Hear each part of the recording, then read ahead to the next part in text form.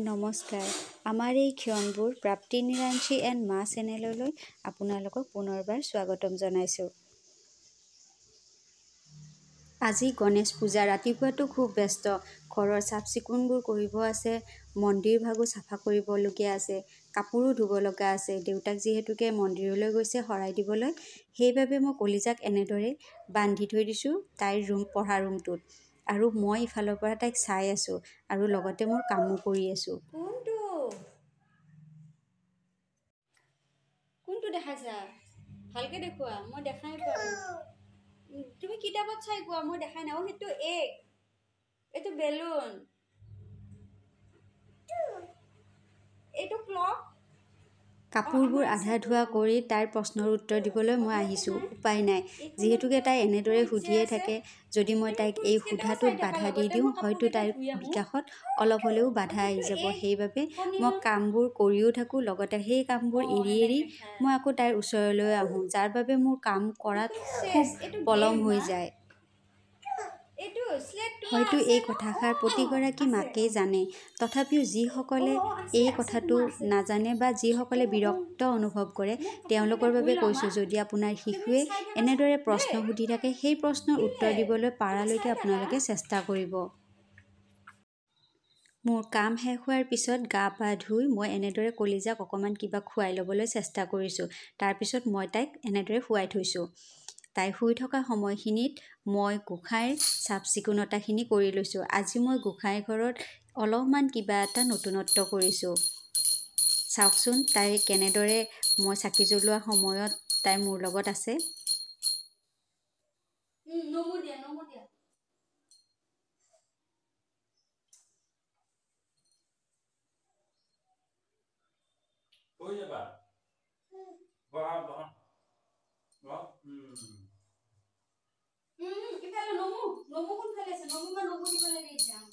আমাৰ কলিজাজনী বৰ উৎপতীয়া হৈছে, মানে তাই এটা ঠাইত স্থিৰকৈ থাকিবই নোৱাৰে। মই আপোনালোকক আগতেও জনাইছোঁ যে মই চাকি জ্বলোৱা সময়ত সদায় কলিজাক এনেদৰে ওচৰত বহাই লওঁ, কাৰণ ইয়াৰ দ্বাৰা তাইৰ হৃদয়ত ঈশ্বৰৰ প্ৰতি আস্থা ভক্তিৰ ভাৱ সদায় জাগৃত হৈ থাকিব।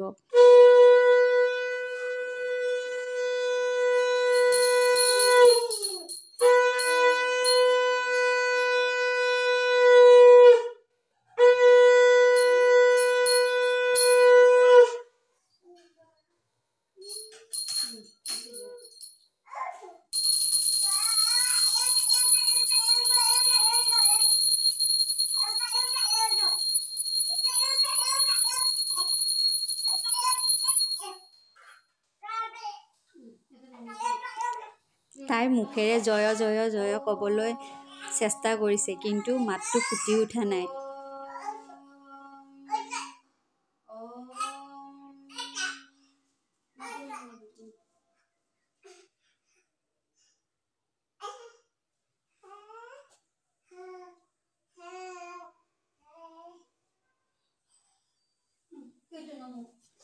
কেতিয়াবা তাই বৰ সুন্দৰকৈ সেৱা জনাই থাকে আৰু কেতিয়াবা জানো তাইৰ কি হয়, তাইৰ মনৰ ওপৰতে কথা। কিন্তু তথাপিও তাইৰ ভক্তিৰ ভাৱ আছে, সেয়া মই জানো। অৱশ্যে তাই বুজা হৈও উঠা নাই। ঘৰত চাকি বন্তি জ্বলোৱা হোৱাৰ পিছত ওচৰৰে গণেশ পূজা এখনলৈ বুলি ওলালোঁ আমি তিনিওটাই। পূজাখনলৈ গৈ তাত দাদা বৌ আৰু ছোৱালী দুজনীক লগ পালোঁ। লগ পাই ভালেই লাগিল। এয়া যে আপোনালোকে দেখি আছে, এয়া মিৰ্জাটো চান্দুবি ৰোডত অৱস্থিত এটি গণেশ মন্দিৰ। আচলতে আগতে মন্দিৰটো ৰাস্তাৰ পৰা ভালদৰে দেখা গৈছিলে, কিন্তু যেতিয়া এই ৰাস্তাটো নিৰ্মাণ হ'ল নতুনকৈ, তেতিয়াৰ পৰা মন্দিৰটো নেদেখা হৈ পৰিল। এয়া চাওকচোন জনসমাগম মন্দিৰত। এয়া পূজাস্থলীৰ কিছু কিছু অংশ আপোনালোকক দেখুৱাবলৈ চেষ্টা কৰিছোঁ।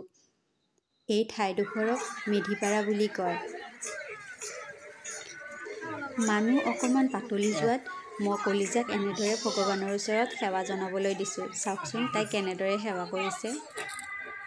তাত দোকানো ওলাইছিলে, তাৰ পৰা তাই এইটো কিনি ল'লে। অকণমান খোজকাঢ়িব পৰা হৈছে বাৰু তাই। এয়া আপোনালোকে দেখি আছে আজিৰ গণেশ পূজাৰ কিমান যে মানুহ হৈছিলে। তাত এনেদৰে নামো চলি আছিলে তাৰো কিছু অংশ আপোনালোকক দেখাবলৈ চেষ্টা কৰিছোঁ মোৰ আজিৰ এই ভিডিঅ'টো চাই আপোনালোকৰ কেনেকুৱা লাগিলে জনাবচোন যদি আপোনালোকৰ ভাল লাগিল তেন্তে এই চেনেলটো লাইক শ্বেয়াৰ আৰু ছাবস্ক্ৰাইব কৰিব বুলি আশা থাকিল